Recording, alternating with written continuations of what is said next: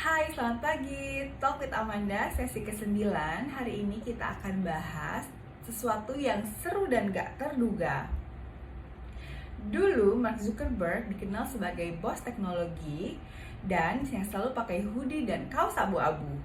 Tapi sekarang, dia tampil dengan gaya hypebeast, jaket mahal, bahkan kalung emas. Apa yang sudah terjadi sih? Apakah ini hanya perubahan fashion atau strategi komunikasi di baliknya? Ayo kita bahas bareng-bareng ya. Oke, pertama-tama mari kita bahas bagaimana perubahan ini terjadi. Kalau kita flashback lagi di tahun 2000-an, Zuckerberg selalu tampil dengan pakaian sederhana, kaos abu-abu polos dan hoodie. Alasannya karena kesederhanaannya. Dia bilang memilih pakaian yang sama setiap hari membantu mengurangi kebingungannya dia setiap hari yang harus dia lakuin supaya dia bisa fokus membangun Facebook. Tapi sekarang, lihat aja fotonya di sosial media. Dia pakai kaos oversize, jaket keren, dan bahkan aksesoris emas. Perubahannya cukup drastis kan? Tapi bukan cuma pakaian yang berubah, cara dia berbicara juga jauh lebih berbeda.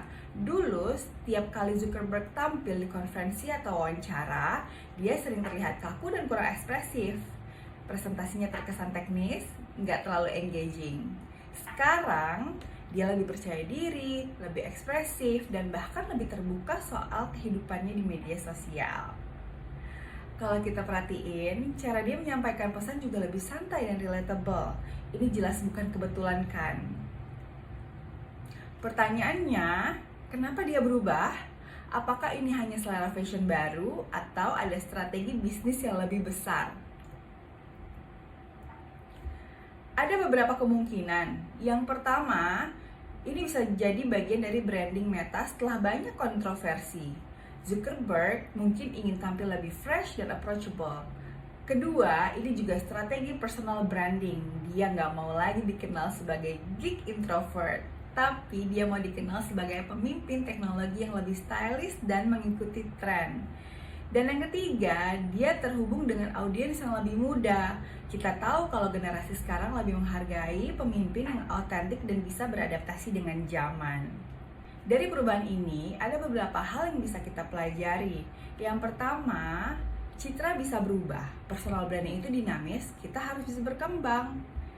Yang kedua, komunikasi itu penting. Bukan cuma cara bicara, tapi juga bagaimana kita menampilkan diri.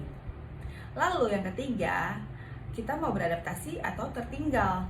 Siapa yang gak mau berubah, ya bisa ketinggalan zaman.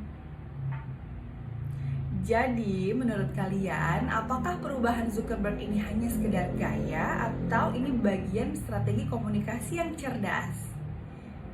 Tulis pendapat kalian di kolom komentar. Aku pengen tahu, apa menurut kalian perubahan ini efektif atau justru terasa terbuat-buat?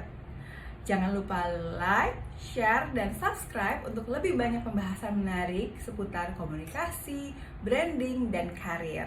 Sampai jumpa di episode berikutnya Talk with Amanda. Bye!